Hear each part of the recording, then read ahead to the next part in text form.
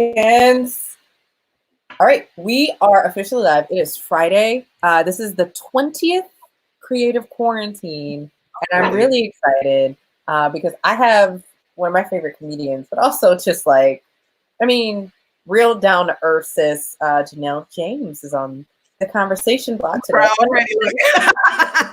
Hi, friend. How you doing? Conversation. Isn't that wonderful? We just have a conversation in the middle of the day because you know what? What else were we doing? Well, I'm actually still working. I'm working on a show. Knock on wood, pal. I'm still working on a show, Central Park, and that ends in a month or so. But so that's what I would be doing. But other than that, happy to have a conversation. There you go. Well, I mean, I think that's like a really cool thing. We were talking before we went live. It's just like this adjustment, right? Like we talked to a number of comedians this week. Kevin Fredericks at the beginning of the week, who's all digital. We talked to Frank Caliendo, who's a great impressionist. We talked to Amelia Monty, who's a stage artist, but also clearly has done both our hair in the past because she's a badass. Who also talked about her whole like how braids were important to her, hustle in New York. Yeah. Yesterday we talked to Kevin Avery, who's doing a lot of writing on TV shows, although he's Kevin actually worked in the same building I worked in on another until we got sent home. So he was somebody I would see, you know, every day or every other day or so. And so yeah, it's yeah. It's 4 weeks in.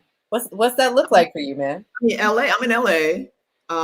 So we shut down I think earlier than everybody else. So it's been more than 4 weeks for me. And I remember the day we eventually got home. That day I had come home anyway thinking tomorrow when I go in, I'm gonna be like, yo, I'm not coming in here tomorrow. You know what I mean? Like that kind of shit, because it was like bubbling and I'm very like, soon as I started hearing about it, I was already like, had my little gloves, had my Lysol wipes. Like I was not. You, me, same boat. You, me, same boat. I mean, I didn't fucking hoard shit like a goddamn maniac, but I was like, okay, well, let me get some shit together, you know? So when they started getting more aggressive about like wash your hands, 6 feet, I was like, dude, because the people I was working with still coughing, still coming to work. I was like, yo, I'm not coming in here anymore. I was like so freaked out. So it just so happened the same day that I was like, I don't care, fire me or whatever. They were like, stay home. Even, thank God before I could say it. That was I should stay home. That was the ancestors looking out for me because I sure was going in with an attitude. No, it happened the same way with me. I remember having this internal monologue to myself. It was like, all right. This is the last time I'm going into the studio. It's the last time I'm going into the studio. It's the last time I'm not getting on the train. Because what happened is I had come down to DC, see family, and this dude behind me was holding in a cough. And I was just like, it's the last time I'm getting on the Amtrak. Yeah. Rented a car, came back to New York, went into the studio twice that week. And I was like, on that last one, I was like, guys, I love you. And I tell this story and people think I'm a little crazy because I am the actual little like over angsty person too. Mm-hmm. I got out of the studio in Midtown and I'd already gotten permission to take Ubers instead of getting on the subway. And I understand the privilege of this conversation, so I don't want anybody to like not. Hey. But the guy privilege, we're very outnumbered. It's fine. Right. So the guy who drove me in the Uber was touching all over his face. He was touching the steering wheel. And it was a normal cough. It wasn't a dry cough. It's like no excuse. But like the angst of having a dude who also was driving like a New York cabbie. I was like, I left the studio and I walked from Midtown Manhattan to Bed-Stuy. And I knew that was the day I wasn't going back to the studio. Yeah. Like, yeah. I mean, what's the downside of being careful? None, you know, so it's whatever. But the now result has been, yes, I've been in the house for more than a month with no end in sight. Like they keep saying, hey, May 15th. But I feel like they just like spoon feeding it to us. And I guess they have to, right? Like when you look at Minnesota and Wisconsin and folks out here protesting, and I get it, man. I had an interesting. I don't get it. I had an interesting conversation on civil liberties. So the background on me, you know this, but like most people don't. I'm also a lawyer, so I have this brain where on the other side of my brain, from the paranoia, it goes, well, technically, you do have the right to go to your cabin in all regular circumstances when there is not a pandemic that is killing people who don't actually even have the bandwidth to protest as you are protesting right now. And yes, it is your right to protest, but also it's everyone else's right to live. So wait, you said the right to go to your cabin, that's what they're protesting? I thought they wanted to go back to work. So part of it is so some of the protests are, and it's interesting because it's conflated. There are a number of things they're protesting. Some people are protesting going back to work. Some people are protesting being able to go to their second homes. Some people are protesting the stay-at-home order. And it's very conflated, and that's kind of it's hard, right? Because I mean, it's also going to be hard to find sympathy when they out there with Confederate flags and shit. Like everything is being kind of muddled, like what their message is. So I'm not. Maybe that's why I don't get it. I don't get what they're asking for based on how they're protesting. Yeah, and I mean, and it's rough, right? Because then you see, you know, Black and brown people out here, essential employees working in grocery stores, working at restaurants that are still open and doing delivery. Or, yo, did you see the story? And I mean, I'm gonna go on a tangent for a second, and I'm just heated. I'm at the verge of tears. They literally detained a black doctor who was testing homeless people in Miami. All he asked for was an apology, though. Like, and that's such a gracious place to be in. We are the most gracious. I feel like that's why. Not that we shouldn't be, but it's just I feel the worry. The worry for racists is that Black people are always we just simmering, waiting for the time where we can treat them like they treat us. And time again, they fuck with us. And then we're just like, can we just have an apology? We're like, oh, I forgive you. Oh, we're hugging the racists. You know what I mean? And it's just like, they cannot wrap their mind around the fact that we just trying to live. Like, ain't nobody work. Like, please just leave us alone. Oh, like when you look at like Michael Che, what Michael Che did this week, like the fact that his grandmother died last week and he paid the rent for a full month for all of the government housing where his grandmother lived. And all he's like, but can y'all just forgive the rent for everybody? That's all I'm asking. That's great what he did and everything, but that's where I lay. I'm just like, why are they having to why are individual people? And Michael Che, I mean, he's wealthy, of course, or else he wouldn't be able to do that. But let me dial it back. He's rich. That's why he's able to do that. But he ain't wealthy. You know what I mean? Like, you did not come down to an entertainer. And this is public housing. So why is rent even due? And it seems to be public housing that's mostly occupied by senior citizens. So why is it, so yeah, it's like charity is all good and well, but it should not be. It shouldn't be warranted in the United States where we have so much money. And I think that's kind of the interesting reason why I wanted to have these conversations, because there's now, if you look at the 4 weeks these conversations have been going on, you can see like the evolution of, hey man, we're just trying to make it to, some of this stuff. Hey, this is a little. Yeah, I mean, I'm interested to see if anything truly changes. I feel like with Trump and his gang, they are so. God, what's her name? Naomi Klein. You know her? She has that book about fuck, I can't remember what it's called right now, but it's basically about how governments and people in power use disasters to shore up their what they're doing. And that's basically, I mean, he was doing it before this shit happened. And what happened, and after a series of fumbles, I feel like they finally figured out how they can profit from all this stuff that's happening. And so it's just like, how can we affect change, or how can anything change if we have a freaking madman at the helm of it, and we can't go outside, so that part of the protest, like with the conspiracy theorists who are like, oh, this is all to hold us in bondage and to stop us from, moving freely and doing those things. I can see why that could be something you can believe, because that's what's happening. We can't move freely. And meanwhile, they're just like collecting money from everywhere. I mean, just the stuff I'm reading about them confiscating medical supplies from different states and then like stockpiling them for themselves and then giving them to medical companies who then sell them. Like, these are things we in whatever state we paid for with our tax money. They're giving it to their friends who have contracts with medical companies and then reselling it to us. They're getting paid twice. It's crazy. And so having that knowledge, I'm like, me individually, what do I do? You know what I mean? That's what it always comes down to. Like, so what do I do about that? I know it's happening, but what do you do?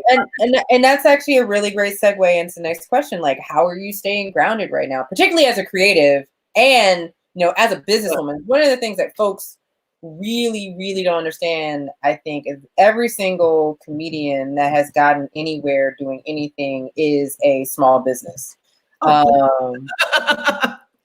We are 18 employees in one.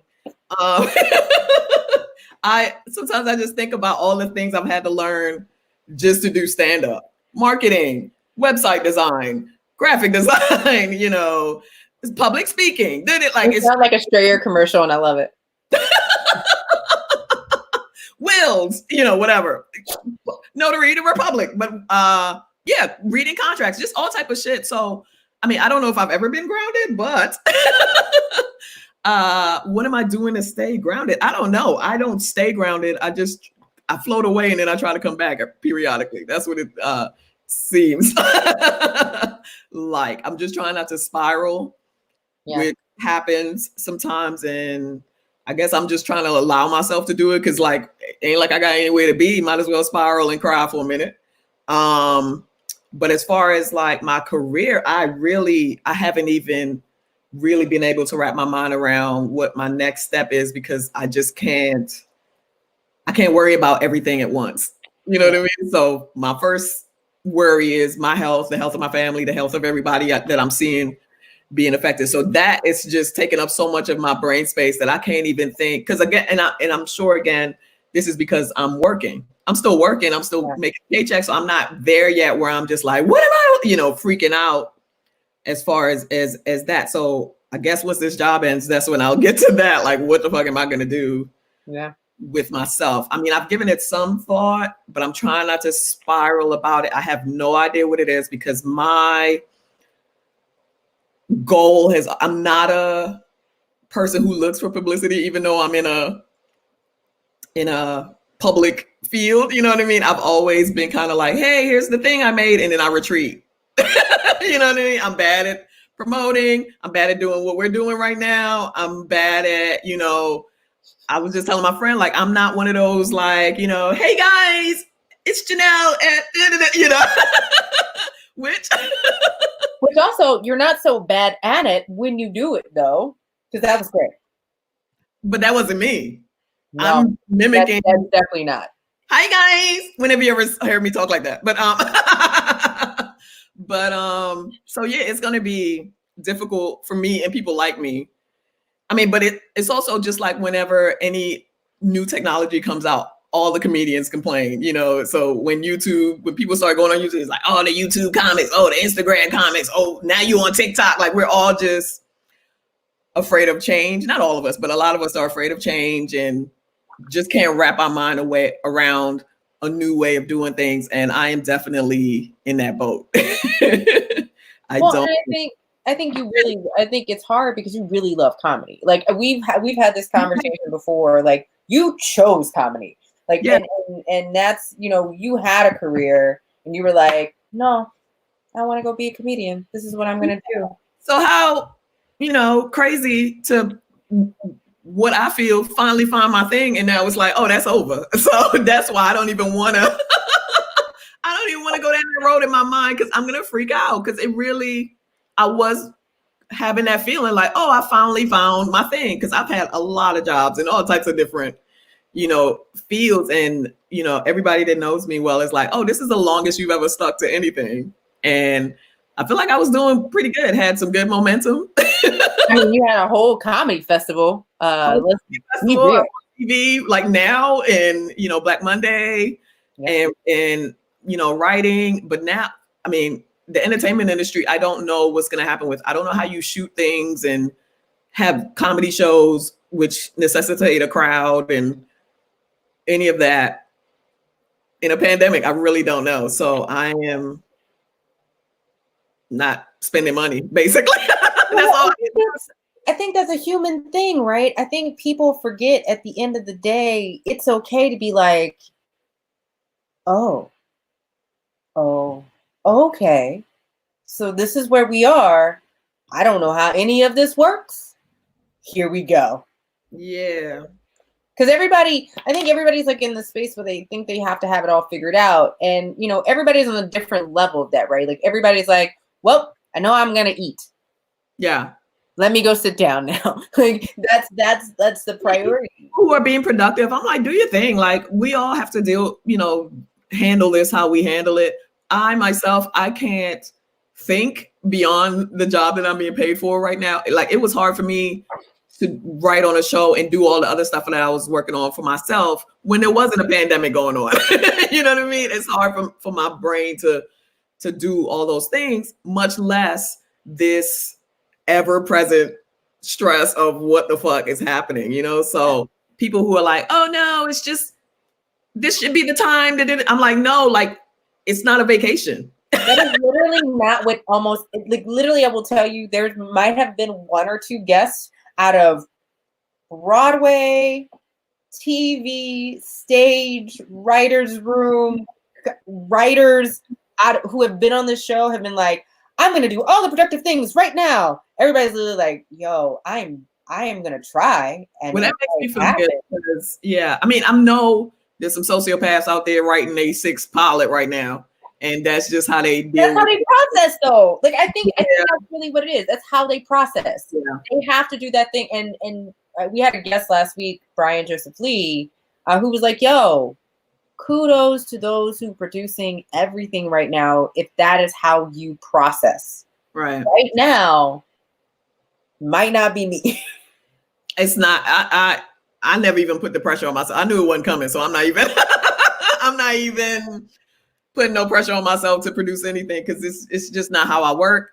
And it's not a vacation when you feel that you might die, in a week, or your parents might die or whatever. It's too much to then also to write a script right now. It's so crazy to me because it's almost like I feel like I'm writing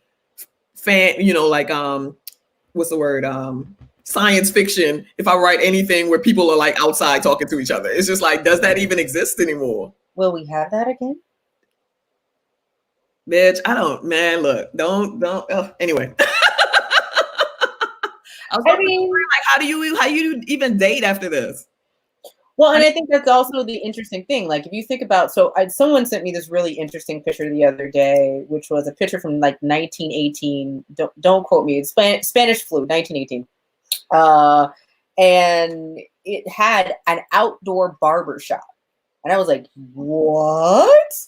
Because people were asked not to congregate inside. Right. They moved the barber shops outdoors, thinking that it would slow the spread of the disease. And I was like, yo. They did it? Huh? Did it? I don't know, but it was a great picture. It's a great thought and idea, but I'm pretty sure still within 6 feet of each other. Yeah, like that's somebody up on you breathing like right in your face. And I mean, I think I read it, maybe not the same article, but I've been reading a lot about the Spanish flu or whatever. And it's so fun. Like really history really does repeat itself.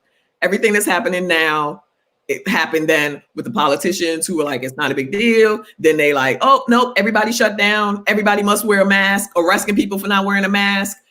Everybody fell in line. They relaxed the quarantine.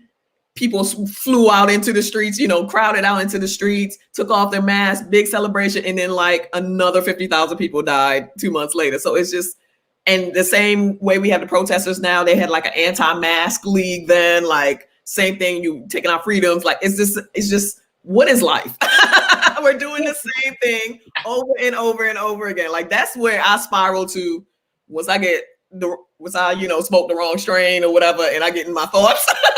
That's where I smile to. Like, those who are ignorant of history are doomed to repeat it, right? Is the point of all of this, So yeah, it's a weird time to be alive. But those who are ignorant of history are doomed to repeat it, right? Like when you really think about that, and you think about how this parallels, when you think about emergency powers and authoritarianism and this concept of like nothing is new under the sun. Like our grandparents are all looking at us like, I mean, shoot, the most people I see walking down my block are old people, so they they obviously like, we live this life. Like people, maybe you're 80. I mean, of course you don't want to die, but it's also so fucked up. It's just like, oh, I'm at the end of my life and I may have to spend it indoors. That sucks in another way, its own way as well. Like, is this life? Would it anyway? I mean, let's be real. If I could have, and I know my mother is watching, if I could have put plywood on the door and locked them in the house. Have your parents been going out? Nope. Not anymore. Oh, they were though for a while. I mean, a lot of people were posting. I'm about to call my mom out on live stream. I mean, a lot of people were posting like, my mom won't sit in the house. My dad won't sit his ass down. They keep going to Costco and all that stuff. My mother actually works for the NIH. Is it the NIH? NHI? National NIH. NIH. So she's been on lockdown, in home forever, but she knows all the information. Like she told me before they said it that it's it's a Black woman that's working on the vaccine. That makes me feel good. She told me. Can you say that again? I just want to make sure everybody heard. A Black woman is working on a vaccine for the United States. Like, are you saying that Black women are going to save us again? When have we? When have we ever not? So, and so she's the other reason when it started floating that I immediately was getting my shit together, because she sent it to me. She's like, hey, this is coming down. This is serious. It's real, And so she also told me today that regardless of what Trump is saying, that makes it seem like we're so isolated from the rest of the world. Because here's the other thing that's interesting about these protesters. Ain't nobody else protesting in the rest of the world. Everybody else is doing what they're supposed to do. America is the only place that's like fighting. Except for Italy. I mean, did you see the whole thing the Daily Show said with all of the mayors in the Italian towns who are basically like, I will come and I will destroy your graduation parties? This was in the beginning. Clearly not Italy now, but Italians were like, we're going to do it anyway. And the mayors were like, you are? Yeah, but this is also, now we're a month in here. So this, you know what I mean? And the protest happened yesterday, right? Or day before yesterday. Mm-hmm. We're now a month into it. It's like people have died and are dying. So what do you, and it's just like, do people realize that the whole world is on lockdown? It's not even just us. This is such a unprecedented thing that's affecting everyone all at the same time. That gives me some comfort too. Just thinking about that, it's not just me, everybody in the house, Everybody wants to go. Everybody wants out. Yeah. No more than me, so it's like, what makes you so special? The fuck? And nothing makes if we all did it, then we would be outside sooner, right? Is what I thought, but people won't. Did you see the meme that was going out that said, I feel like the kid that's behaving in class and everybody else is that one kid that just won't shut up so we can go to recess? Yeah. I mean, Florida, the fact that all those kids went down there, that was already fucked up. But then they didn't even live in Florida. They all went back to wherever the fuck they from and spread it there. You know what I mean? So it's every time, even if states are doing, California, I think has been excellent so far in how they're handling it. Mm-hmm. But if people are still traveling around and not listening and sneaking over to each other's houses and doing dick appointments and all that shit. I mentioned that because I'm very mad about that. I ain't had no dick, and I ain't snuck no dick in. Multiple girls I've spoken to are sneaking dick in, and I'm like, I never said I am behaving. I need all of y'all to get together. And I'm just like, you holding me back from dick longer because you sneaking it. Also, I've never had dick that I'm willing to die for. So I'm just like, what are you guys? You can't trust men doing regular or lose your sense of taste, smell, and not be able to breathe for 14 days to a month and a half.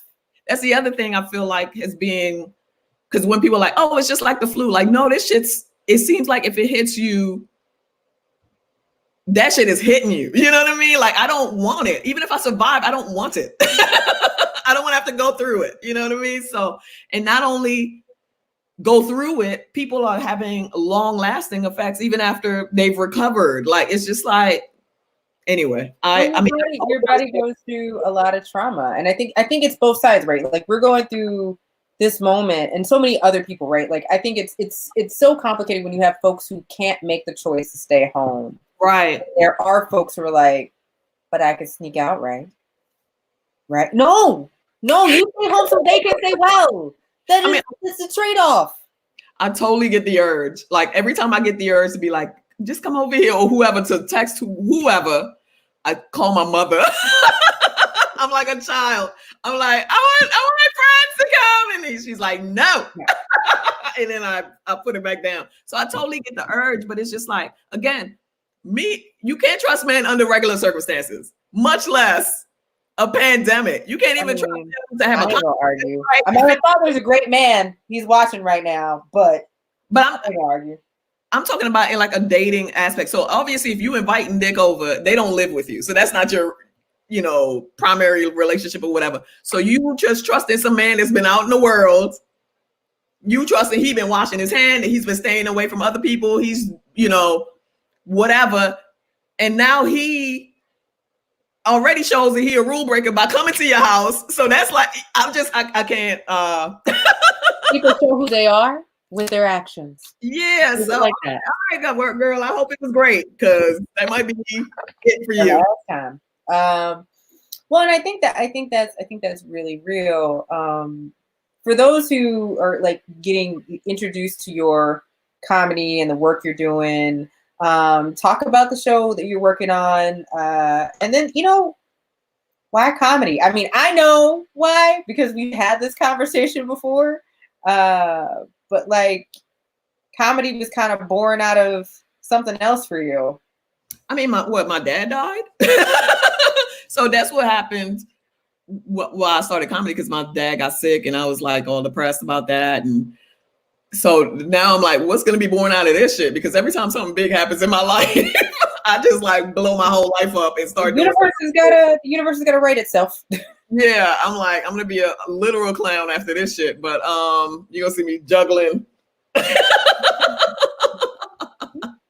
on the streets. But I mean, why comedy? I didn't like pursue it in any real way. It just really seems like something I'm good at. Like, I think in joke form. I never was a person that was like, oh, I'm so funny. I've just always been an asshole. I've always been really sarcastic, and then people think that's funny for whatever reason, and it has worked for me. But and I just also enjoy this is also something that I didn't even know was possible. But as you go further, you realize how many different things you can do within comedy, so it's not only stand-up. I started writing for TV, I started acting, and so that's what's kept me in it. If it was just stand-up, I probably would be bored by now. I get really bored by things relatively quickly, so I would have probably been trying to do something else by now if it was just stand-up. But you can do so many things and be in so many different environments and learn so many things in comedy. So that's why I've stuck with it. It's dope. And so, while we're uncertain that there will be a Janelle James Comedy Festival this year, I doubt this year. I mean, I kind of floated with my producer, like doing a virtual one or whatever, but I don't even know if that's something that people want. I don't know. So I have to think about it as we get and see what's happening in the world at that point. But I know me, myself, it's going to be a while before I'm comfortable going in a room full of people. It's going to need to be cured. It's going to need to be vaccine. It's going to need to be tested. Like, it's going to need to be. That's the other thing about them saying they're opening the country. What's the plan? We just open? There's still like in New York, what? It's like still like 400 people dying a day, right? A little bit more, but yeah. so just everybody goes go back outside? It doesn't make sense to me. So I'm sorry, I took it away from comedy. No, but I think that's an interesting part of the dynamics of being a comedian, because there's so many different levels of comedy, right? And at the core, most comedians are stand-up comedians. And if they're not primarily stand-up comedians, a lot of those still do stand-up. Like all the comedians I know still, even if they're writers, they create a show, they do pilots, they work on TV, they still do stand-up. Right. But even if you're not a stand-up, if you're a improv actor, you need a group of people. If you're a comedic actor, you need production to happen. Like the entertainment industry, as far as our shit, it's gonna be a minute. And so, I'm like, I guess this show that I've been working on writing is about to be animated, because it's gonna be mad cartoons. Like it's gonna be so much cartoons coming down the pipe, because I don't know how you're gonna get the crew and the amount of people it takes to make a TV show. We could all be in the house with our ring lights till the end of time, but that's gonna get old. You know what I mean? Well, that's interesting because Simone Missick's show, All Rise, announced that they were going to do a coronavirus episode. I mean, sure, but I also don't want to. One is new and interesting. I don't know if a full season. That's what I'm saying. I also don't want to watch pandemic entertainment the whole time I'm experiencing it. You know what I mean? Entertainment. I actually kind of like the term. I know what's happening. I'm in it. I don't need to watch it as well. So a little too meta. It's a little too meta. You need an escape. Give us a couple years out of this shit. Then it's like, remember when? Like I'm good with that. But no. The funny thing is, I'm playing video games right now. And the one video game I was playing before this all happened has to do with zombies and an epidemic. And I'm like, see, I don't mind something that's about an epidemic, but not the one we're currently in. You know what I mean? So, like, I like watching motherfucking English, King Arthur and the Queen Elizabeth and the White Witch and all that bullshit. I like that kind of shit. And in all of those, there's a pandemic. There's a plague. The plague. Yeah. It's always happening. So and those are almost comforting, because I'm like, oh, what a different way to experience the shit that we're experiencing right now. They had no idea what was going on. You just be walking down the street with your homegirl and they just fall out on the street. And then Mary Sue died of consumption in the summer of 1462. Dudes come out with a cot and just cart her off, and you can't even go home and watch Netflix after that shit. So it's just, I'm trying to. Well, I was joking with somebody the other day. Before all of this started, when it wasn't real enough, I looked at them. I said, "You do know these are the stories that get written where it's like, and then it was the summer of 1642 when everyone survived the Great Fever except for Jimmy. Yeah, Jimmy under the tree in the backyard near the apples. Yeah, the apples like that. That survives. A teacher will be like, turn to page 62 for the COVID-19 of 2020 pandemic and write a paper about it. Like we're in it. So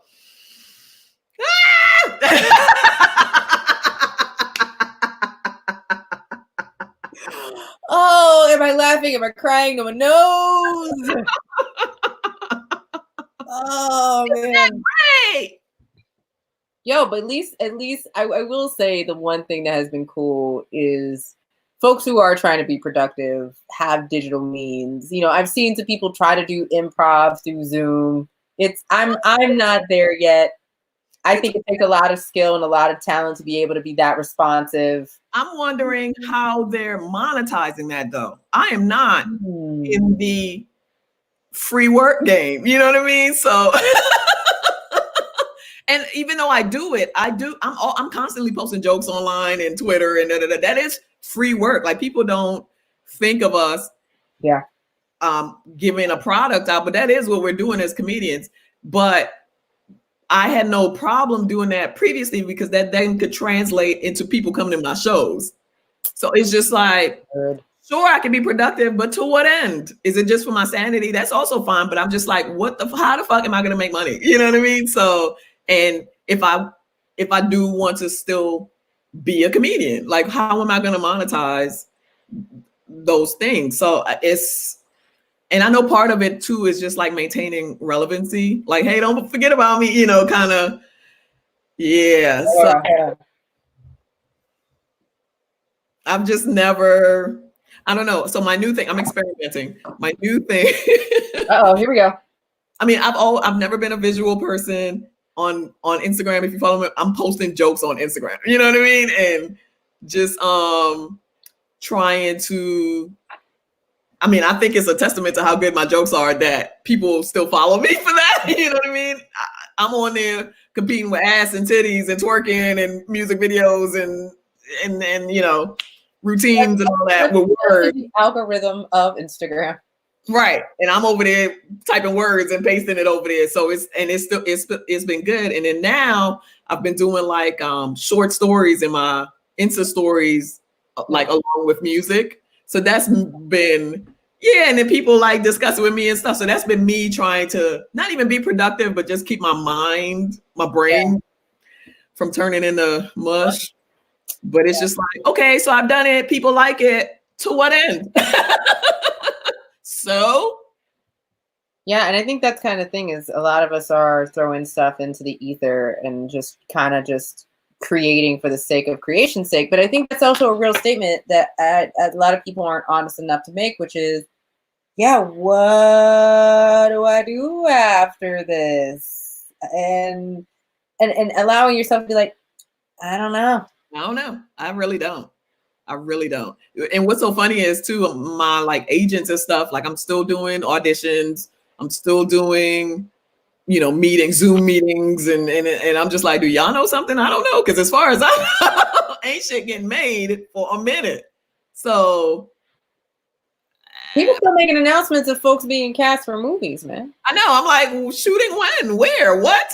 And it's also shooting begins in 2024. I mean, it's also a testament to how much money is in the entertainment industry. Cause like my manager is rich as fuck. And so it don't even, it don't hit them the same way. You know what I mean? He called me like 3 days after I've been home. Like, hey, what's up? What's going on? I'm like, nigga, it's a pandemic. That's what's going on. Like, why are you home? I'm home. What? But he's in his fucking compound by the pool or whatever. So he's like, hey, isn't this great? not that it isn't great, but I'm just like, why are you talking like nothing has changed? That's money. That's why I was talk to him a month. Talk to him a month from now. I think he'll still be fine. Like I don't think people understand, and I didn't either until I got around real money, what comfort real money affords you. Like in my head, I think people think, I mean, just like the stimulus check we just got or whatever, like a lot of people are like, yo, I feel like they think like of money as things. Oh, I can buy this now. I can buy this now.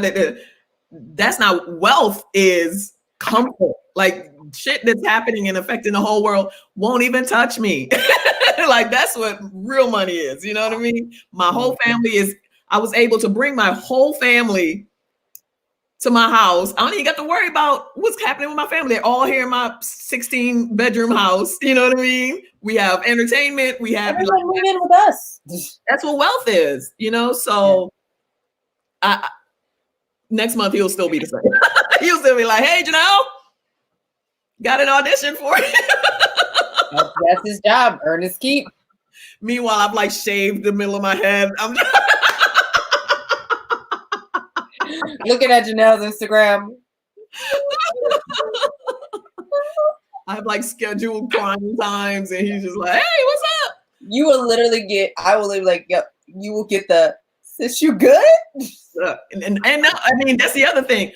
Like I've been checking in with my friends and stuff, but it's just like, and then of course everyone's like, "Yeah, I'm great," or not great, but yeah, hanging in. I'm like, when people start like, no, I'm not good, what do I then say? Because usually, sis, I'm not good either. It's like, yeah, I mean, usually when you check in on somebody, you're in a good place. If we all experience it, it's just like, I don't even know how to help you because I'm fucked up, So, so it's gonna be, because that's another thing that people aren't.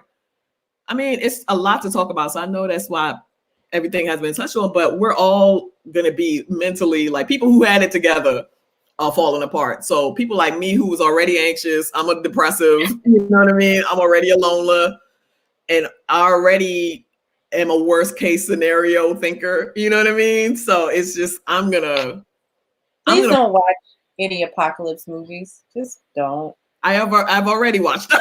They're all in here. I don't forget shit, you know? So it's, yeah. And just even less about, no, not less. In addition to, oh, I might die, my family might die, da, da, da. I'm very much like, this is not a life I want to experience. So I'm just like, how long is this gonna go? Yeah. And I mean, I have kids. My kids are on the East Coast. I don't know when I'll be able to get to them. I have a plane ticket. I just keep pushing it because I'm scared. I don't know.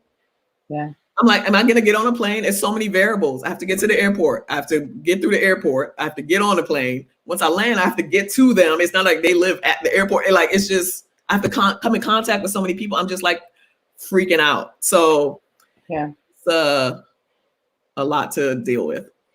But it's real, and I'm really glad that this conversation happened today, because it is a real conversation a lot of people don't want to necessarily have. Yeah, I'm the only person that's separated from my family. You know what I mean? There's a lot of people that are eventually stuck wherever they were working at the time, you know, and it's just trying to figure out. Yeah. And I remember when they first said that, I said, they were like, don't go anywhere that you're not okay with being there for 14 days. Right. Let alone being there. Yeah. I wish we had more time, but I want to make sure that everybody who's listening knows where to find me. I was a downer again. I'm never funny on your show. It's a lot in life. It's fine. Comedian Janelle James. I'm like, hi, I'm sad.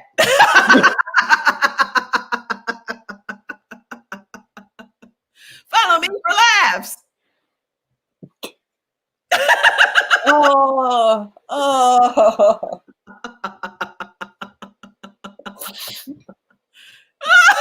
Are you okay? I am. I'm good. I needed this today. My show is part therapy for me. That's great. Oh my goodness. Well, thank you for having me. Oh, thank you for being here. For those who want to follow you, follow me. I've never had more time to talk to strangers, so hit me up. I am responding to every DM and email. But I mean, I do really like, because, you know, a thing I hadn't realized was I was so busy. This is me ending this on a bright side type shit. I was so I really love music. Like, I have records, and, you know, when I used to DJ, like, I'm just very into it. And I had been so busy, I hadn't really been listening to music a lot. So that's one thing that I've rediscovered while in quarantine. And so I've been I was thinking maybe I'll do something music related for whatever fucking look at me show I come up with. So that's been one good thing. So follow me on Instagram, watch my stories, go down memory lane with me. I'm talking about my wild ass teenage life through music. Will you name the show My Wild Ass Teenage Life? Sure. That's it. There we go. So yeah, so that's been a good thing, rediscovering music, and yeah, still alive. Hey man, some days that's the best we can do. Yeah. Still alive. So all right, thank you for having me. Yeah, I'll talk to you soon. Yeah, of course we